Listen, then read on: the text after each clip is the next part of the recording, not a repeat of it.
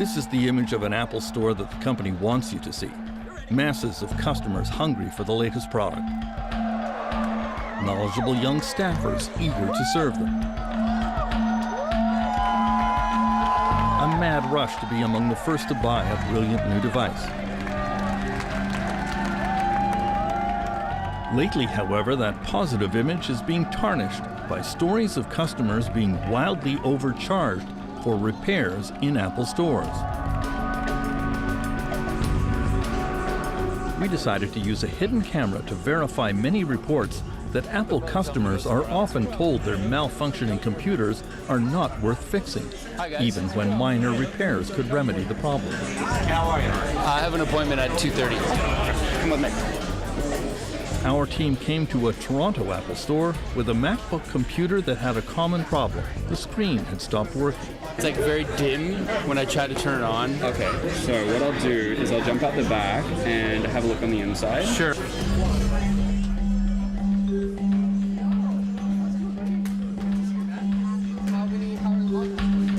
Thank you for your patience. So there's a lot of liquid that's gotten on the inside. So I took a little picture. The little red dots here, they're normally white, and it means that they've come in contact with liquid. So for it to be basically all over the whole computer, it means that something's gone through the whole thing. So with that, we'd need to be looking at replacing quite a few components. Are you sure could it be something else as well? Well, regardless of what the cause of it is, if it isn't the liquid, we have to fix the liquid. So it's not like we can't do partial repairs when it's been damaged by something. So what are my options now? What I was going to say is basically all the components that we need to replace is going to cost more than $1,000. So to fix it entirely will cost more than $1,000? Yeah. So at the very least we'd need to replace is the logic board and the top case. So that we're looking at $600 plus $500, so $1,100 with a labor of $100. And then if we need to replace the display as well, that's another $780. So the display we may not need to replace, but we're still looking at a total of around $1,200 there. Wow. So just to be clear, there's no cheaper alternative for this? I mean, that cost is very close to the cost of buying a new computer. In terms of fixing it in the store, no.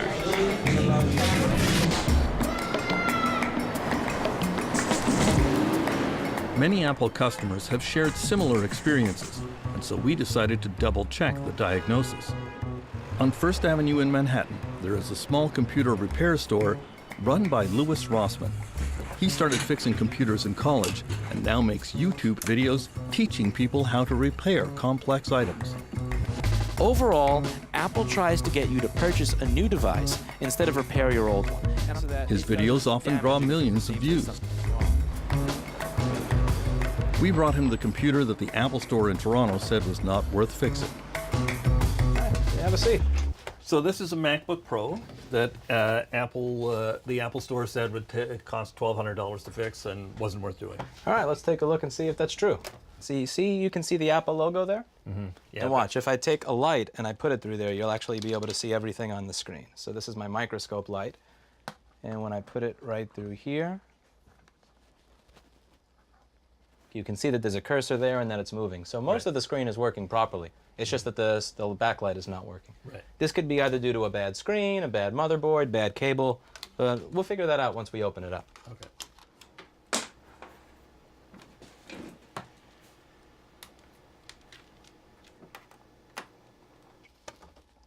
All right, so let's take a look on the inside of this. Now, this is where the screen is going to connect to the computer. Okay. So the first thing I'd want to do is examine that area of it to see what it looks like.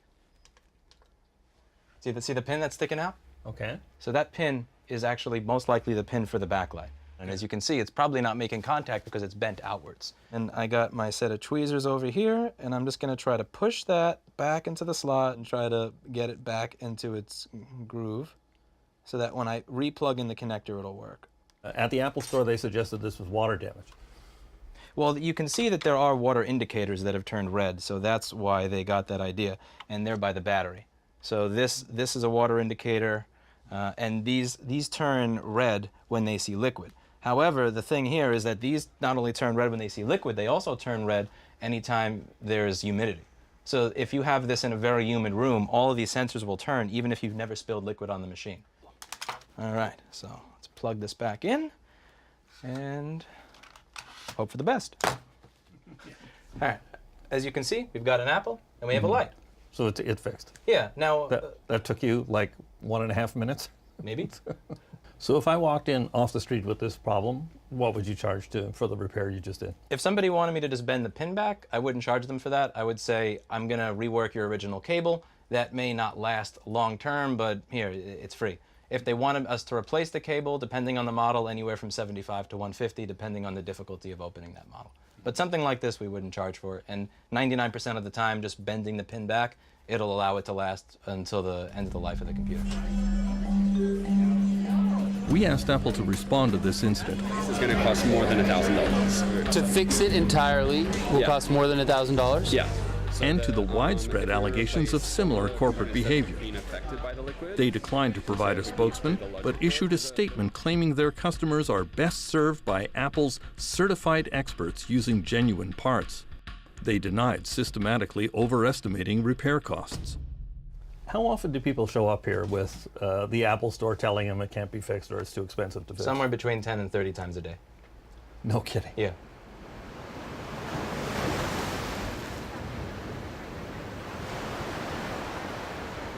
In San Luis Obispo, California, iFixit is probably the most successful third-party repair business in North America.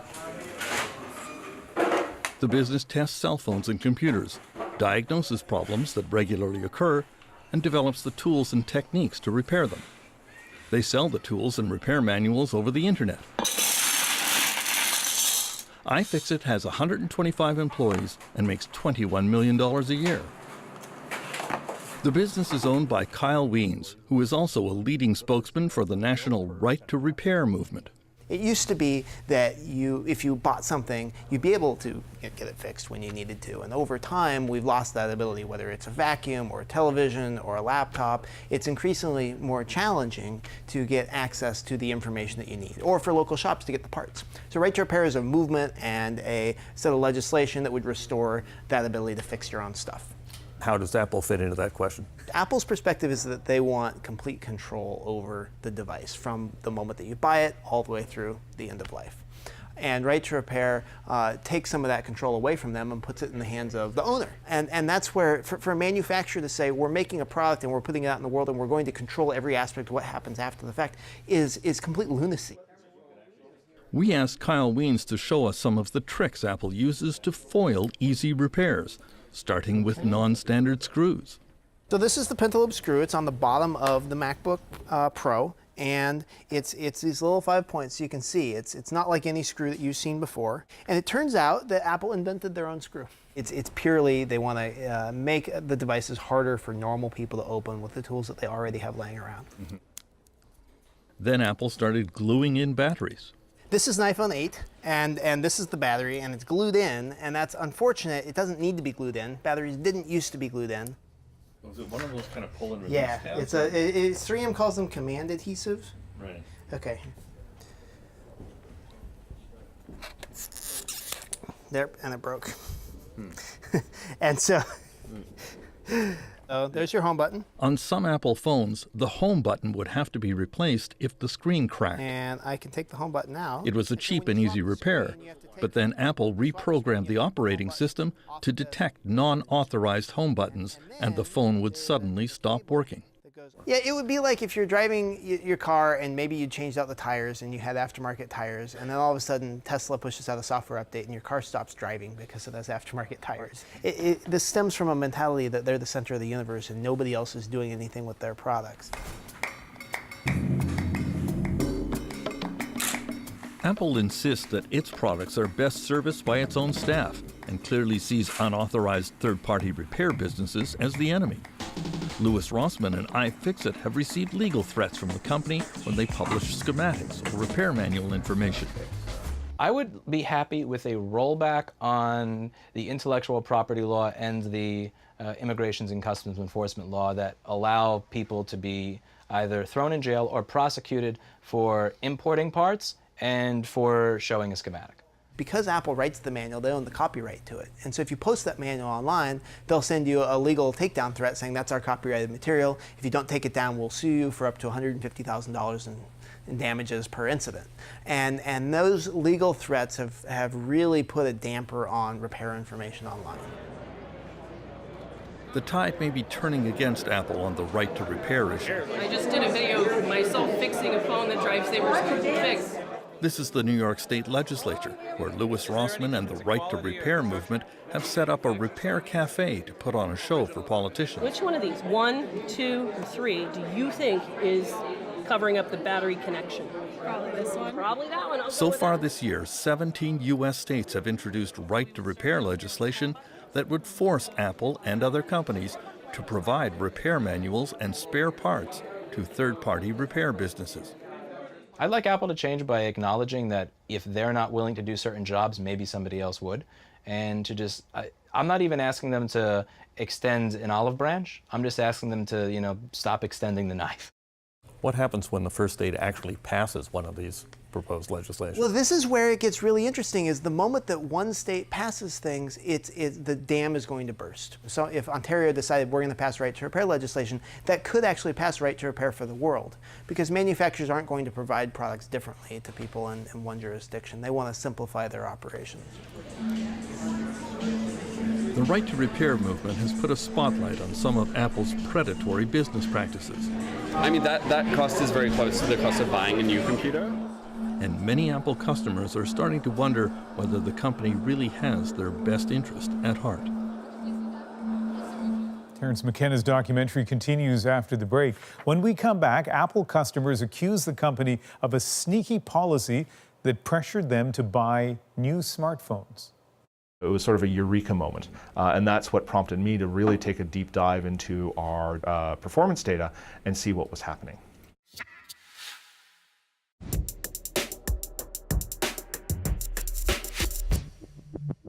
After an incident last winter, Apple faced a fresh allegation.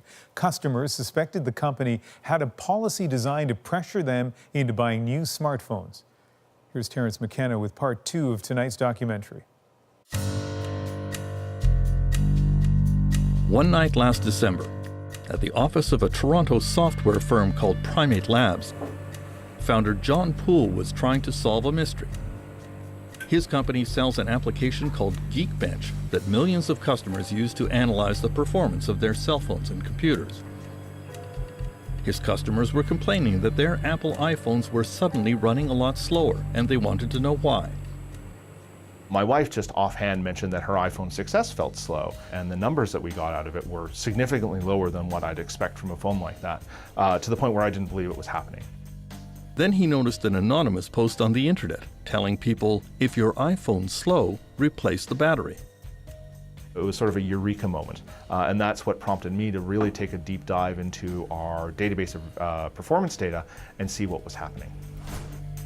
Poole plotted the performance of millions of iPhones on a graph. The performance of many phones was cut down after the latest operating system upgrade from Apple. John Poole published his findings, which amounted to a scientific accusation that Apple headquarters in Cupertino, California, was intentionally slowing down customers' phones without telling them. To his surprise, the company quickly admitted it, but insisted they were doing nothing wrong. Well, meanwhile, we're awaiting a decision to see whether Apple will face a class action lawsuit. After it admitted to slowing down older iPhones. The tech giant says it's done to save battery life. Apple's admission that it was intentionally slowing down the performance of older iPhones triggered news reports around the world. Forum Reddit complained their iPhones were running slow. It looked like a case of planned obsolescence, an effort to pressure consumers into buying new products when they didn't have to. But Apple's CEO Tim Cook denied it. We always focus on the user experience. So at the heart of any decision that we make is the user. There has been an international upsurge in anger from Apple customers. At this demonstration in Paris, Apple is portrayed as the evil empire, accused of tax evasion and cheating customers. France has moved to make planned obsolescence a crime and has placed Apple under formal investigation.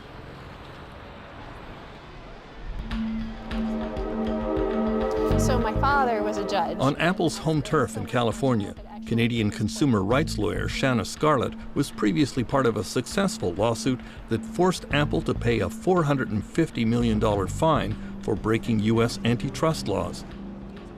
Now she has launched a class action lawsuit alleging that Apple has tricked its customers. They've actively reached in to a consumer's phone through the operating system and made what is a large change in terms of the throttling of performance without properly disclosing it to consumers. That is a fairly invasive act for a company to do. Apple declined our request for an interview, but when the Government of Canada demanded an explanation from the company at a parliamentary committee hearing in March. And with us today we have from Apple Canada, Jacqueline Famulac. Apple Canada lawyer Jacqueline Famulac agreed to appear. The sole purpose of the software update in this case was to help customers to continue to use older iPhones with aging batteries without shutdowns, not to drive them to buy newer devices. I think that if Apple were truly interested in the consumer's interest, maybe it could have told them that the entire problem would have been solved by a battery replacement, that it wasn't necessary to face the stark choices of throttling performance, automatic shutdowns, or buying a new phone. There was a fourth option on the table. That was just replace the battery. I don't think that Apple did anything wrong. Mr. Erskine-Smith, you have 5 minutes. Apple's lawyer was challenged by Toronto Liberal MP Nathan Erskine-Smith, who pointed out that Apple had issued a sort of apology for its actions.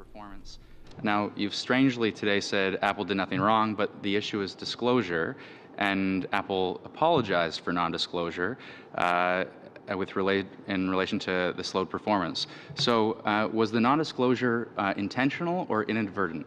We did not disclose anything. We didn't have anything to not disclose. About the slowed performance of the phone, the very reason you're attending today, that you did not disclose to consumers, was that non-disclosure intentional or inadvertent? It was not intentional. Apple's admission that it did not properly disclose the slowdown is key to Shanna Scarlett's lawsuit against the company, a case that she says proves the value of consumer class actions.